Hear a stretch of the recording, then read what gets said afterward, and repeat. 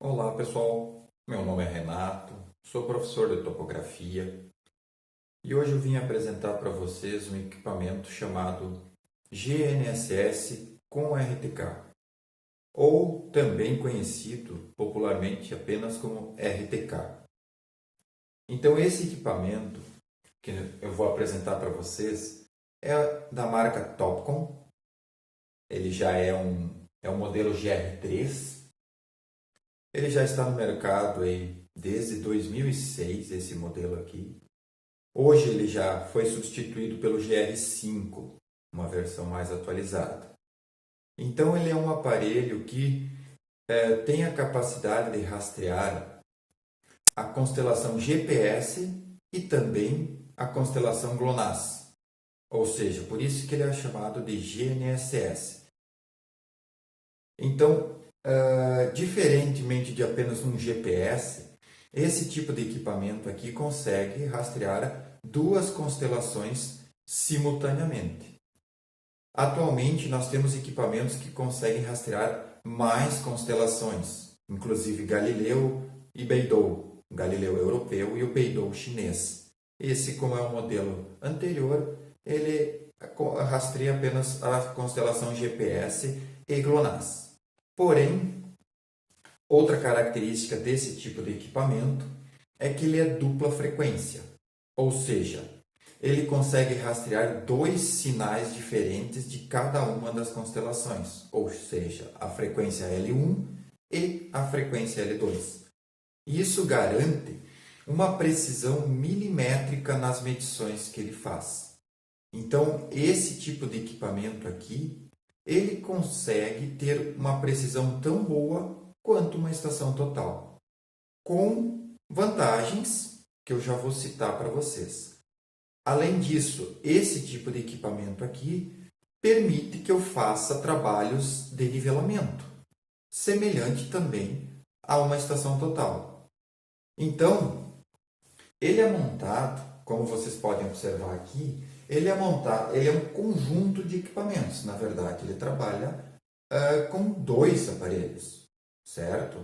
A base, que é montada sobre um tripé, e ela, durante o trabalho no campo, ela permanece estática, parada num ponto. Enquanto que o rover é um instrumento que faz efetivamente a coleta dos pontos de interesse. Então, comparando a uma estação total, o rover seria o prisma. Então, ele faz efetivamente a coleta dos pontos nos locais de interesse. Esse tipo de equipamento, ele tem uma eficiência muito alta, ou seja, você consegue coletar pontos rapidamente. Então, ele permite a alta precisão e grande quantidade de pontos em pouco tempo comparado a uma estação total. Claro que ele também está sujeito a erros, certo? Então, nós temos que sempre lembrar que ele depende, para funcionar corretamente, de receber sinais de satélites que estão na órbita terrestre. E esse sinal chega até o receptor e, de uma forma, melhor dizendo, ele não pode ter obstáculos à recepção dos sinais.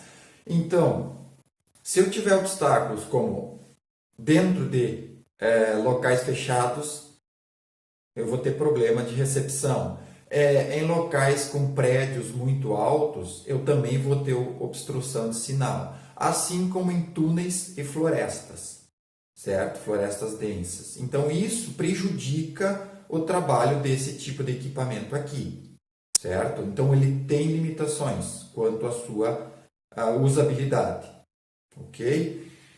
Então, ele não substitui completamente uma estação total. Eu diria sempre que eles se complementam. Sobre os equipamentos, como que eles funcionam? Basicamente, ambos são configurados e controlados a partir de uma coletora. Eu vou detalhar depois para vocês como que se faz. A conexão da coletora com a base e com o rover se dá via Bluetooth. Então é sem fio. Isso facilita o trabalho no campo pelo fato de não ter fios atrapalhando, né? E durante o trabalho de campo, todo o processo de coleta, verificação de pontos, inclusive mapas e croquis, é feito na coletora. Tá? Então, todo o trabalho se dá aqui.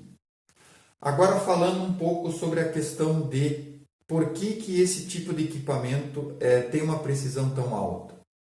Temos que sempre entender como eles trabalham em dois e a base fica efetivamente num ponto fixo. A base é a responsável por transmitir ao rover, digamos assim, a correção, né? Ou seja, há erros na medição de ambos os aparelhos. Ambos rastreiam satélites e calculam as suas posições. E ambos estão sujeitos a erro. Porém, a base normalmente é instalada num ponto com as coordenadas conhecidas. E nesse momento, ela consegue comparar as suas coordenadas conhecidas com as coordenadas que ela está calculando naquele momento. E essa diferença, que a gente chama de erro, é transmitida em tempo real para o rover, que também faz a sua correção instantaneamente. Tá? Isso graças à conexão via antena sinal UHF. Tá? Então, isso é que garante a comunicação em tempo real. Né? Por isso que ele é chamado de RTK, Real Time Kinematic, ou seja, posicionamento em tempo real. Tá? Então, cada um deles tem essa antena, que é a antena de comunicação UHF. Tá? A antena de recepção de sinais GNSS é todo esse parte superior aqui do instrumento. Tá? Além do mais, falando agora um pouco do equipamento em si, ele possui duas baterias, cada um possui duas baterias. Tá? Essas baterias garantem uma autonomia de no mínimo 4 horas de serviço no campo, no mínimo. Tá? E, além do mais, elas podem ser substituídas sem desligar o equipamento. Ou seja, no momento que eu retiro uma das baterias, a outra mantém o equipamento funcionando. Ok? Então, esse tipo de equipamento aqui foi desenvolvido justamente com o intuito de agilizar o processo no campo. E mais uma característica, mais uma informação, em máquinas agrícolas e máquinas que trabalham com agricultura de precisão em geral, elas possuem um sistema semelhante, né? Em que você tem normalmente um equipamento base em algum local instalado e nas máquinas está o rover. Então, a ideia, o princípio utilizado em máquinas agrícolas é esse daqui, certo?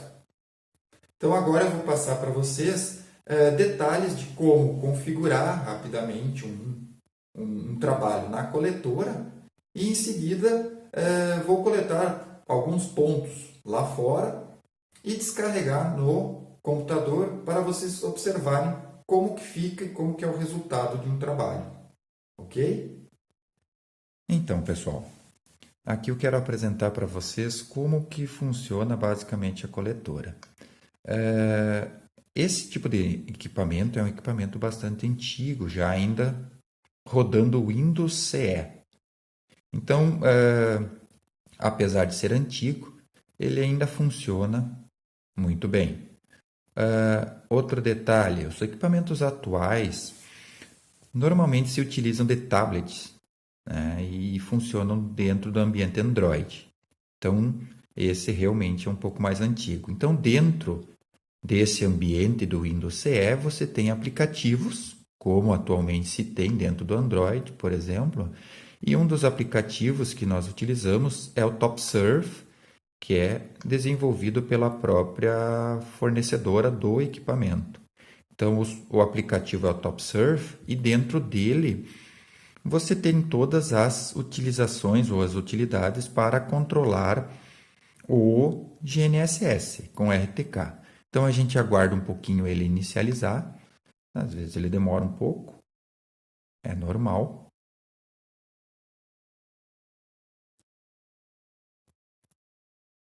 Ele abre a janela para a criação de uma nova obra, um novo projeto. Eu vou criar um novo, um nome, certo? Então você tem que digitar um nome. Demais aqui não tem necessidade. Tem algumas configurações básicas dentro dele. Uma das características é que ele já vem com configurações padrão que facilitam muito o nosso trabalho. Então, eu vou apenas passando as janelas aqui. A zona UTM, né? Então, dentro das configurações de apresentação do formato de coordenada, você precisa escolher o formato, no caso que foi escolhido aqui é o UTM.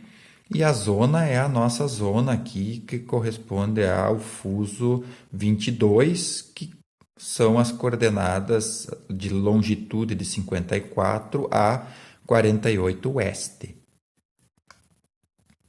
A apresentação das unidades de medida, distância e ângulos, né? Distância em metro, ângulos em degrees, minutes and seconds, ou seja, graus, minutos, segundo.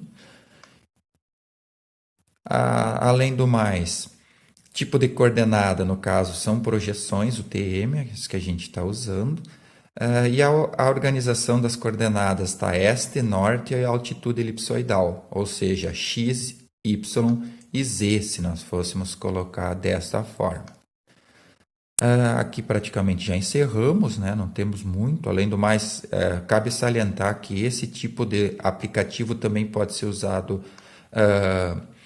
em outros tipos de aparelho da Topcon, como estação total e nível, né? Então, por isso que ele tem outras opções que não vêm ao caso agora, e fim. Então, praticamente aqui, nós já concluímos a criação do nosso projeto, da nossa obra, chamada aula. Então, a gente aguarda ele salvar, certo? E aqui eu já tenho um ambiente de trabalho, né? Agora, a continuação disso é lá fora, quando eu estiver com os aparelhos instalados, né? E aí eu vou fazer a conexão via Bluetooth em cada um deles, concluir a configuração e coletar pontos. Ok, pessoal? Ok, pessoal. Então, estamos aqui no estacionamento do campus. Eu vou dar uma geral aqui para vocês. Então, aqui nesse canto, nós normalmente fizemos coleta de pontos, enfim, utilizamos esse canto aqui como uma base de referência, né, para as nossas aulas práticas. Então, eu já coloquei aqui a base, como vocês podem observar. Então, aqui eu já medi a altura dela, porque eu preciso da altura da base, ou seja, do ponto aqui embaixo até esta altura aqui. Eu preciso informar durante a configuração da obra esta altura, porque lembre-se, o equipamento também faz nivelamento, esse daqui. E outro detalhe, só lembrando, né, o equipamento também é montado sobre um tripé, ele é montado sobre uma base com os parafusos calantes, ou seja, eu preciso, neste caso aqui, centralizar perfeitamente o instrumento sobre o ponto e nivelar. Então, aqui nessa base eu tenho uma bolha esférica que precisa estar perfeitamente nivelada antes de eu começar qualquer tipo de trabalho. Feito isso, eu ligo o aparelho, ele basicamente tem um botão aqui para ligar e ele começa a rastrear já os satélites disponíveis.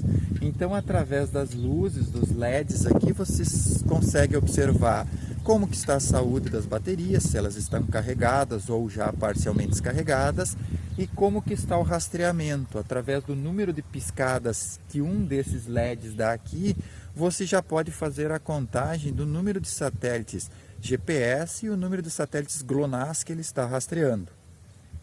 Então, feito isso, instalado a base, eu preciso inicializar ela na coletora.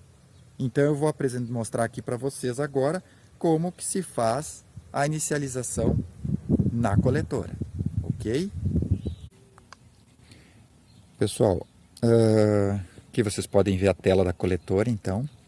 O Bluetooth está ligado e a base está disponível aqui para a conexão. Então eu vou fazer a conexão, vou aguardar ela finalizar e dar o sinal de conexão.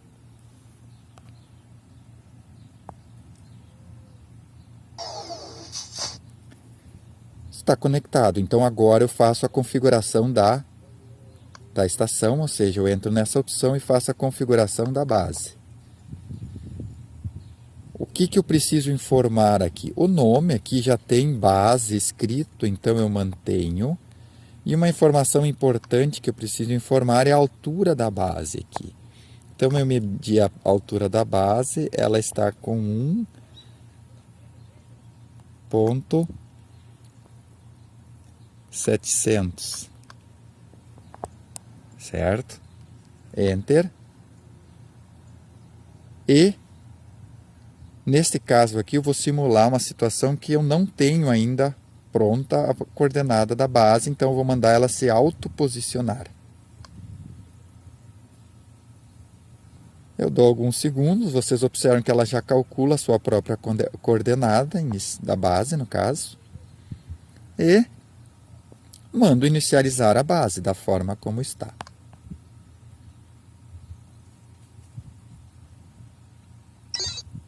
Base iniciada com sucesso. Então agora está pronta. A única configuração que eu preciso fazer é isso. No caso, auto-inicializar ela, informando também a altura. Certo? Aqui, se nós formos observar no mapa, nós já temos um ponto, que é a própria base. Certo? Então agora nós vamos passar a trabalhar com o rover. Ok, pessoal, então aqui eu estou no outro canto do estacionamento. Vou mostrar aqui para vocês. Então a base está lá, ok? Então aqui o meio fio continua. E eu coloquei exatamente um outro ponto topográfico que nós temos nesse canto. Então, vou mostrar para vocês aqui. Espero que seja possível enxergar a tela aqui da coletora. Nós já temos a base ligada e o Bluetooth disponível. Então eu vou selecionar e fazer a conexão agora com o rover. Vamos aguardar o som. São 2. Bom, está conectado. Ah, ok. Aí é o segundo som de conexão. Aqui eu entro na opção medição topo. Ou seja, eu entro dentro de uma tela de coleta de pontos em que eu tenho algumas informações que precisam ser preenchidas, como por exemplo a identificação do ponto e a altura do rover, do bastão com o rover. No caso aqui ele está a 1,680. Eu medi também com uma fita métrica, antena inclinada no caso. E aqui, se vocês observarem, eu já tenho algumas informações. Primeiro, o rádio está a 100%. Não sei se é possível enxergar. E aqui as estimativas de precisão. Horizontal 0,009 metros, ou seja, a horizontal está uma estimativa de precisão de 9 milímetros, enquanto a precisão vertical está em 0,023, ou seja, 23 milímetros. Nesse momento estão sendo rastreados 8 satélites GPS e 5 GLONASS.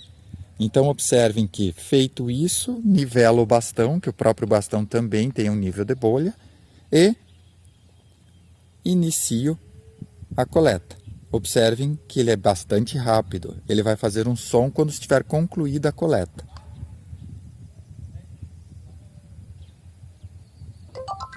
Pronto. Acabamos de coletar esse ponto aqui.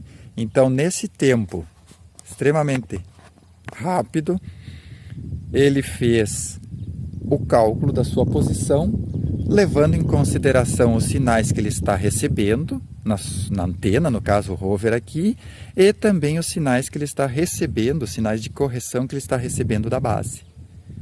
Certo, pessoal? Então vocês percebam que é extremamente rápido para eu coletar pontos com esse tipo de equipamento. Ok, pessoal. Então, eu acabei de descarregar os dados do GNSS. Eu exportei ele como esse arquivo aqui, aula.txt. Então, ele é simplesmente um arquivo texto, onde as coordenadas já estão prontas para fazer o desenho. Então, para vocês observarem como que é o arquivo, ele possui um cabeçalho, onde ele informa quem é o delimitador, ou seja, o separador dos dados, é uma vírgula no caso, e o que contém o arquivo, ou seja, o nome do ponto. Então eu tenho o ponto base e depois com o rover eu coletei mais 5 pontos. Em seguida tem o código, ou seja, a descrição do que seria o ponto. Então aqui nesse espaço não tem nada porque eu não coloquei código. E em seguida eu tenho a coordenada longitude, ou seja, o oeste, ou então o x, ou seja, esse valor é em UTM, né? Então esse aqui seria o valor do x. Em seguida o valor da latitude, ou do norte, ou do y, que é esse outro valor logo após a vírgula. E por último eu tenho a altitude geométrica, que é esse último valor. Então, cada linha dessas é composta pelo nome do ponto, o x, o y e o z. Lembrando que o x e o y são coordenadas georreferenciadas no formato UTM. Então, agora eu vou importar estes pontos para dentro do DataGeoSys. Então, DataGeoSys cria um novo projeto, um nome, GNSS, avançar, não vou preencher esses campos, concluir. Em seguida eu vou em arquivo, importar. E aqui eu escolho o meu arquivo texto. Então tem aqui vários formatos que eu posso importar. Desta vez eu vou pegar um arquivo texto. E agora eu abro. Nesse campo aqui, eu tenho que dizer ou definir para o DataGeoSys quem são os valores das colunas. Eu tenho que separar aqueles valores que estão separados aqui por vírgula em colunas para que o DataGeoSys consiga importar. Então, nesse campo aqui, eu tenho que definir o que é a primeira informação. Primeiro, eu tenho que definir quem é o delimitador aqui. O delimitador é o separador das informações, que no caso nosso é a vírgula. Observem que ele já separou aqui, ó. Então ele já entendeu que cada informação está separada com uma vírgula, portanto são informações diferentes. Agora eu tenho que preencher os cabeçalhos aqui com o que é cada linha. Primeira coisa que eu tenho que fazer, a primeira linha que contém os títulos, eu devo ignorar. Ela não tem informações relevantes agora. Então, eu vou começar aqui, ó, início da leitura do arquivo, na linha 2. Ou seja, a partir daqui ele começa a considerar os dados. Em seguida, eu tenho que definir aqui, ó, campos inclusos, o que é cada coluna na ordem. Então, a primeira coluna aqui é o ponto visado. Então, eu acrescento, observe, eu já acrescentei, ele veio para cá e aqui ele aparece já como ponto visado. O segundo está vazio, que seria os códigos, então eu não tenho nada. Então, esta segunda coluna, eu desço aqui embaixo e tem uma opção ignorar. Então, observem, ela vai ignorar essa coluna. Em seguida, eu tenho x. X, observem, vou acrescentar o y agora e o z. Pronto. E a última coluna ainda tem essa informaçãozinha aqui que acabou ficando para trás, que eu também vou ignorar. Então, eu coloco mais um ignorar aqui. A partir daí, eu não tenho mais nada. Está vazio. Então, observe o que eu fiz aqui. Eu defini o que são as colunas e o que elemento que se trata cada coluna, né? Ou seja, ponto visado, x, y e z. Pronto. Agora, ok. Dou um nome e concluo. Operação realizada com sucesso. Ok. Olha só. Aqui, por algum motivo, ó, ele trouxe de igual forma aquela primeira linha lá que eu não queria. Então, bom, se veio, basta eu tirar ela daqui. Como? Clico com o botão da direita sobre ela, está marcado. Botão da esquerda, desculpa, eu seleciono a linha, clico com o botão da direita e vou em excluir linha. Ok, pronto. Agora sim, salvo. Está pronto a minha caderneta. Basta eu fazer um desenho. Observem aqui, não está aparecendo as opções aquelas de desenho. Isso aconteceu com alguns colegas, inclusive, que me chamaram do porquê que isso estava acontecendo. Na verdade, se vocês olharem aqui embaixo, eu tenho duas abas. Eu estou na aba Propriedades. Se eu clicar aqui, eu volto na aba Projetos e aparece, então, os menus que eu preciso aqui do lado. Próximo passo agora, desenho, né? Porque as coordenadas já estão prontas, são todos PF, ou seja, pontos fixos. Então, qualquer lugar aqui sobre esse menu da esquerda, eu clico com o botão da direita e vou em criar item, desenho. Então, nome, ok. Os dados são os únicos que eu tenho. Aqui eu não tenho opção nesse momento, apesar de serem coordenadas UTM georreferenciadas, eu trouxe elas como coordenadas sem georreferenciamento para cá. Mas os valores continuam aqueles das coordenadas que vocês viram antes. Avançar, concluir. Pronto.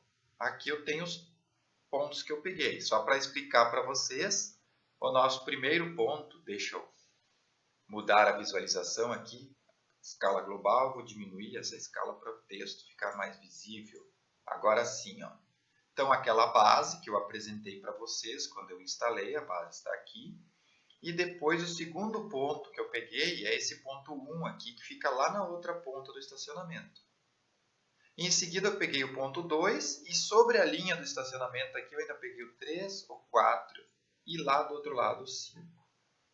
Tá? Então, se vocês olharem, uma curiosidade aqui, se vocês olharem agora as altitudes, observe, a base tem um valor de 489,451 metros de altitude geométrica. Olhem os demais. Os valores são muito pouco, a variação é muito pequena entre eles. O que eu quero dizer é que realmente no estacionamento ele é praticamente plano. Então eu não tenho grandes diferenças. E o GNSS com RTK consegue ter a precisão suficiente para medir essas altitudes, né, e obter valores com bastante precisão, e esses valores podem ser utilizados para fazer trabalhos de nivelamento, de forma semelhante ao que se faz com uma estação total. Então, só para vocês terem uma ideia, esses 4 pontos aqui ainda, só para mostrar para vocês, eles formam uma linha. reta. Então, para nós verificarmos se está reto mesmo, eu vou unir a base ao ponto 1. Certo? E aí nós vamos dar uma observada quanto foi o desvio do 13 e do 4, né, que deveriam estar sobre a linha. Olhem aqui, ó. Então ele tem essa diferença daqui para cá. Quanto é isso que deu de desvio, vamos dizer assim? Vamos medir. Ferramentas, calcular distância. Do ponto que eu medi para onde ele deveria estar sobre a linha. Está aqui, ó. 0,079 metros. Ou seja, ele deu um pequeno desvio de 7,9 centímetros. Certo? Então, isso é um desvio, é um erro, vamos dizer assim, aceitável para o RTK. 7,9 centímetros deste ponto, para este ponto, e esse aqui deve ter dado algo semelhante. Esse deu um pouquinho mais, 12,6 centímetros, certo? Mas observem que todos ficam dentro dos centímetros, o desvio que ocorre, né, nessas medições. Sendo que essa foi uma medição rápida que eu fiz ali apenas para gravar essa aula, tá, pessoal? Então, esse tipo de trabalho com um GNSS com RTK é algo extremamente prático e rápido. Só sempre salientando que há limitações para esse tipo de equipamento, há limitações para o seu uso e que isso deve ser considerado toda vez que vai se utilizar. Ok, pessoal? Então, resumidamente, essa aula nós vimos, eu apresentei para vocês, melhor, um GNSS com RTK de dupla frequência, como que se faz a configuração básica dele. Fizemos a coleta de alguns pontos no campo e em seguida descarreguei os dados e importei eles para dentro do Data Geosys para fazer o desenho. Ok, pessoal? Obrigado.